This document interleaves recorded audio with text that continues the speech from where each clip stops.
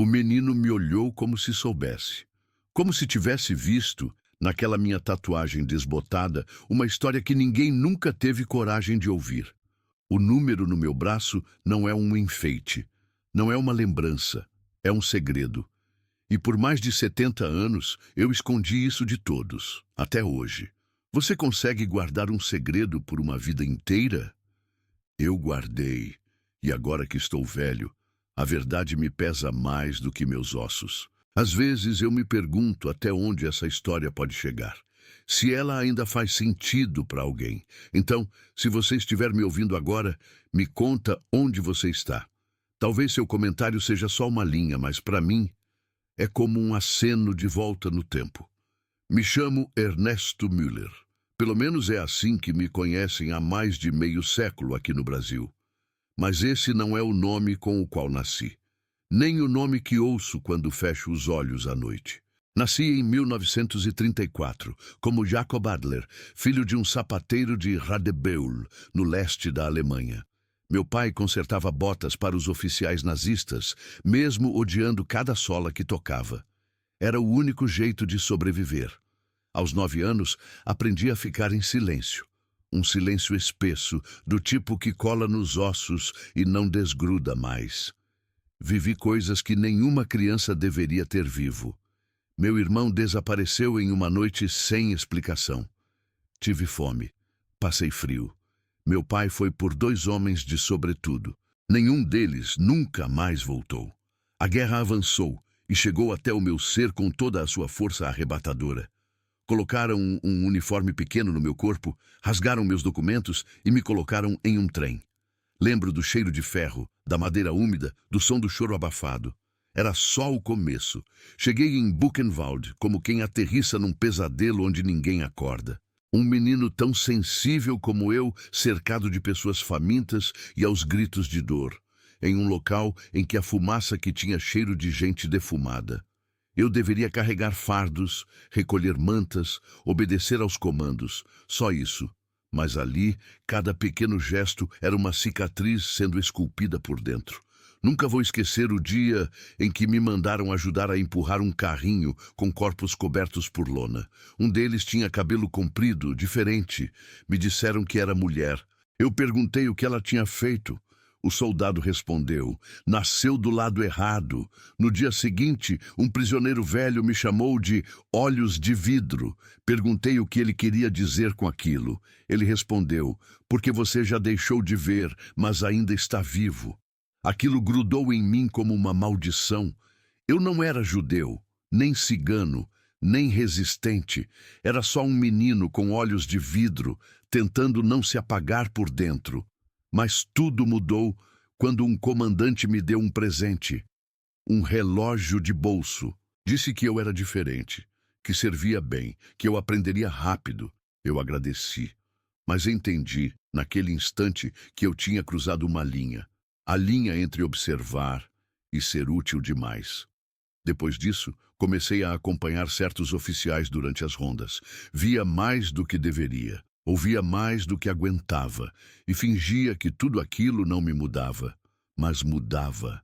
Me tornei bom em esquecer rápido, a enterrar imagens antes mesmo de processá-las. Quando os americanos chegaram, eu estava com febre.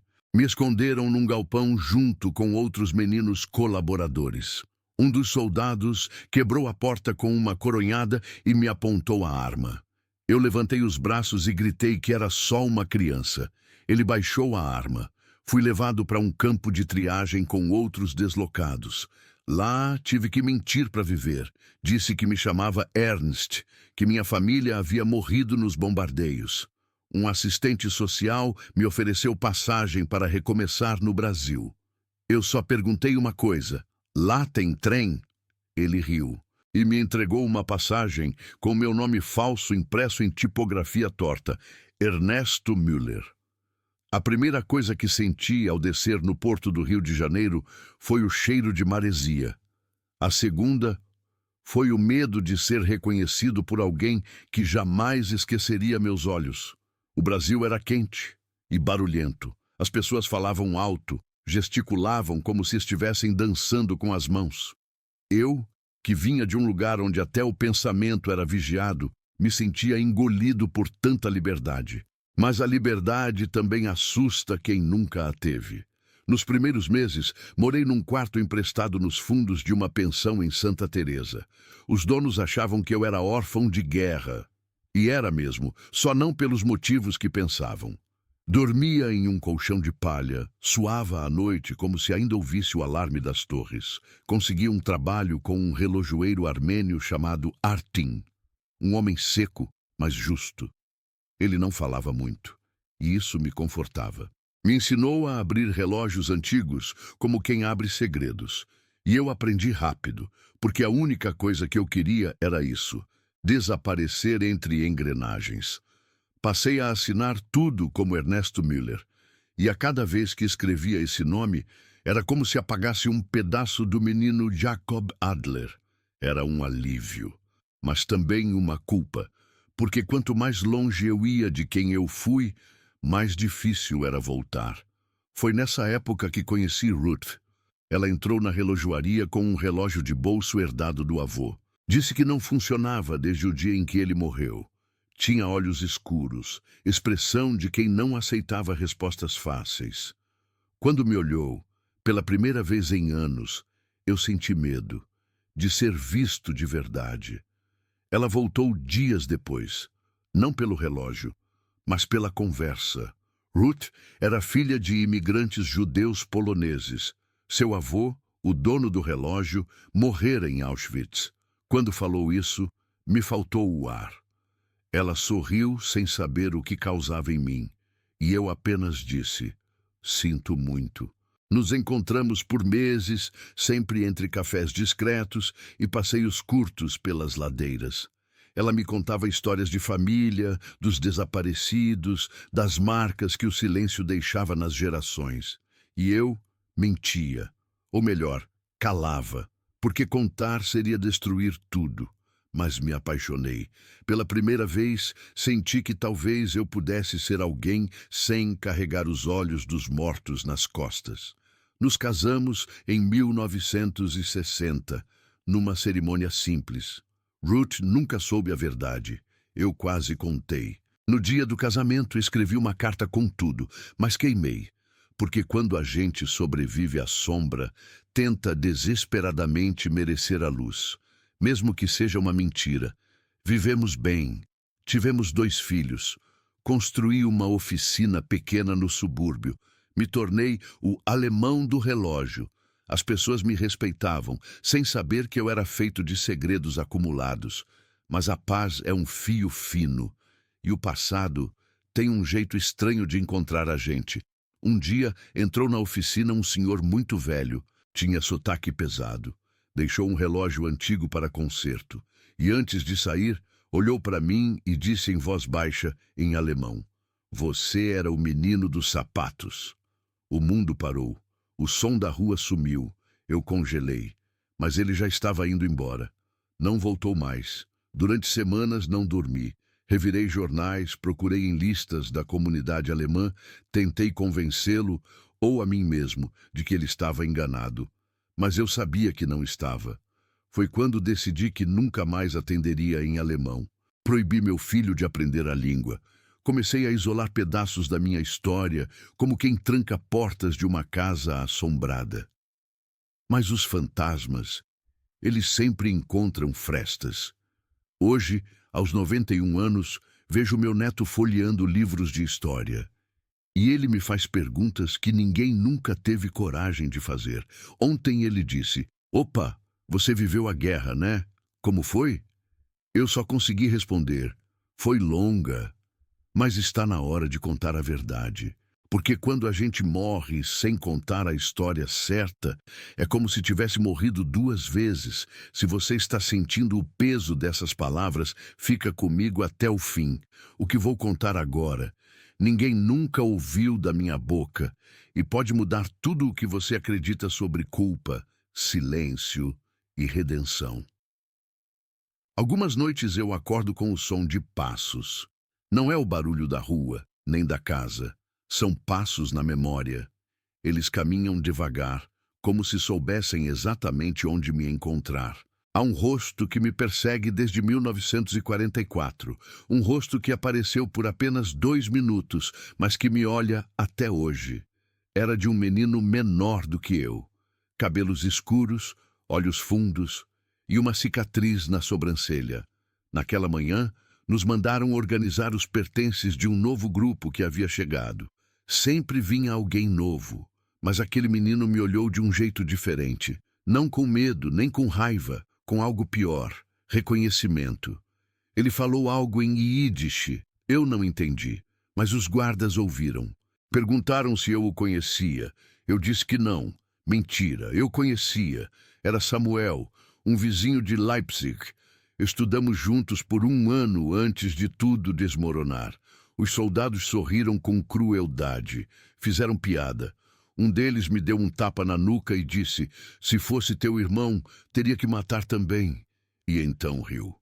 Depois mandaram Samuel para outra fila. Uma fila que eu sabia o destino. Eu não disse nada, não fiz nada.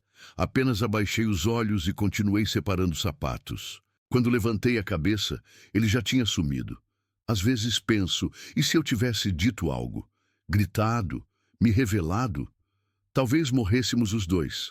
Mas talvez, só talvez, ele tivesse sobrevivido. Esse é o peso que carrego. Não por ter matado alguém, mas por não ter tentado salvar. No campo, a omissão era a moeda de troca pela vida. Cada vez que alguém fechava os olhos, ganhava mais um dia. Mas a alma não sobrevive inteira nessas trocas. Anos depois, quando aquele senhor entrou na minha oficina e me chamou de menino dos sapatos, eu soube. Era Samuel. Mais velho, marcado. Mas os olhos eram os mesmos. Ele não voltou para buscar o relógio. Talvez só tenha vindo para me olhar, para ter certeza de que eu ainda existia. E isso foi pior do que qualquer punição, porque o silêncio dele me condenou mais do que qualquer palavra. Tentei encontrá-lo. Fui à sinagoga, perguntei discretamente. Ninguém sabia, ou ninguém queria dizer. E parte de mim achou que era melhor assim. Por anos evitei espelhos, evitei falar alemão, evitei lembrar do rosto do menino com a cicatriz. Mas a memória é traiçoeira. Ela não some. Ela espera. Um dia minha esposa encontrou o relógio que aquele homem havia deixado. Estava guardado num pano de algodão, embaixo de um assoalho solto da oficina. Quando ela perguntou o que era, eu disse apenas: um relógio quebrado.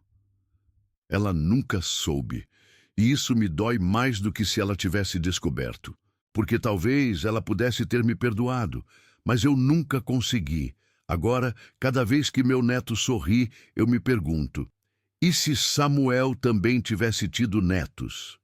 E se a vida que eu não salvei fosse hoje um menino com os olhos dele, perguntando sobre o passado?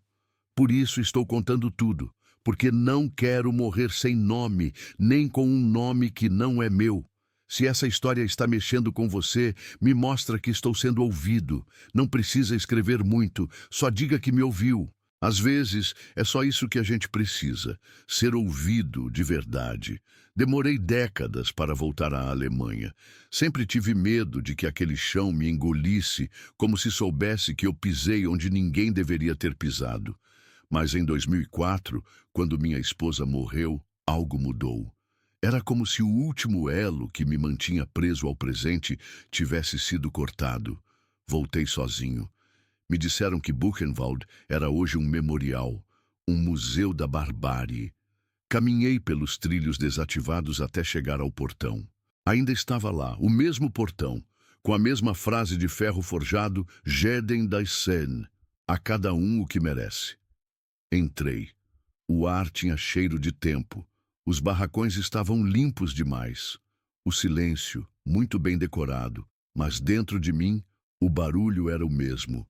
Fui até a ala onde costumavam ficar os meninos. Toquei a parede de pedra, senti o corpo estremecer. Era como se o lugar me reconhecesse. Como se dissesse: você voltou. No final da tarde, pedi a um funcionário do memorial que me ajudasse a localizar um nome: Samuel Zilberberg. Ele me levou até um arquivo, abriu uma pasta e apontou uma ficha. Morto em 1944. Causa: doença. Mas nós dois sabíamos o que aquilo queria dizer. No dia seguinte, fui ao cemitério judeu de Weimar. Não havia túmulo com o nome dele. Mas havia um espaço, uma pedra com os nomes dos desaparecidos.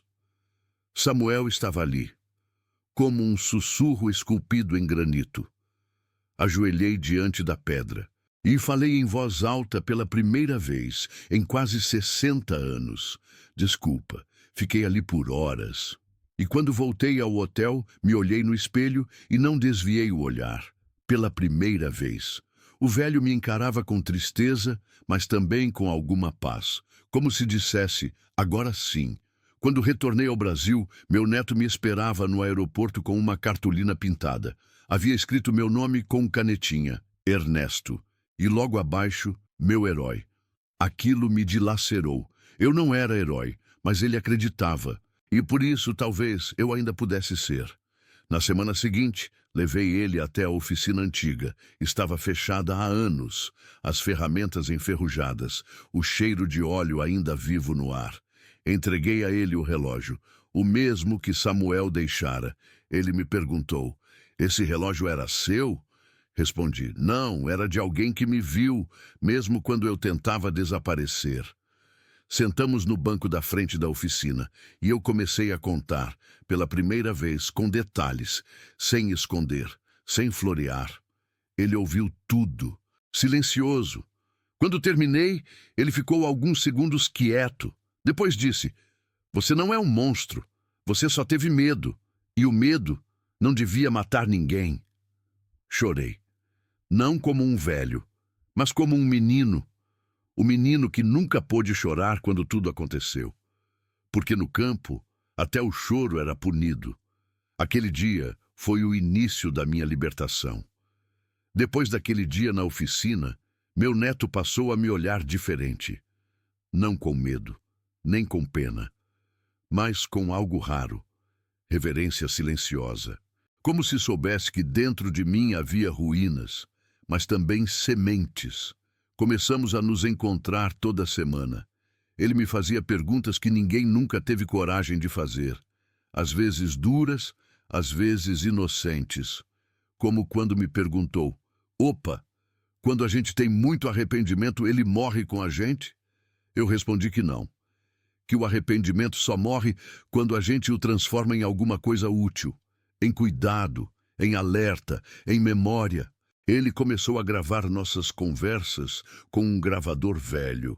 Disse que queria guardar minha história, que, quando eu partisse, ele queria ter mais do que lembranças. Queria ter palavras. Foi ideia dele montar uma exposição na escola. Histórias que o tempo tentou apagar. Levou o relógio de Samuel, algumas fotos minhas do navio e imprimiu em letras grandes a frase que eu disse na oficina. O silêncio também mata. Naquele dia, vi mães chorando, professores se calando e crianças perguntando coisas que antes ninguém perguntava. E entendi que a dor, quando é partilhada, vira ponte, não prisão. Meu nome está em 2 documentos, um falso, o outro esquecido, mas hoje o nome que importa é aquele que meu neto escreve quando me desenha. Opa, sobrevivente. Eu ainda tenho pesadelos, ainda acordo algumas noites com o cheiro de fumaça que não existe.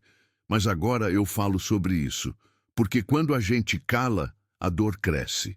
Quando a gente conta, ela encontra lugar para se dissolver. Outro dia ele me levou até o topo do morro da cidade. De lá dava para ver o mar. Ele ficou em silêncio um tempo, depois disse, opa, você fugiu da guerra para chegar até aqui, mas eu acho que você chegou, foi em mim. E naquele instante eu soube, minha história não ia morrer comigo. Obrigado por me ouvir. Meu nome é Jacob Adler, e essa foi minha história.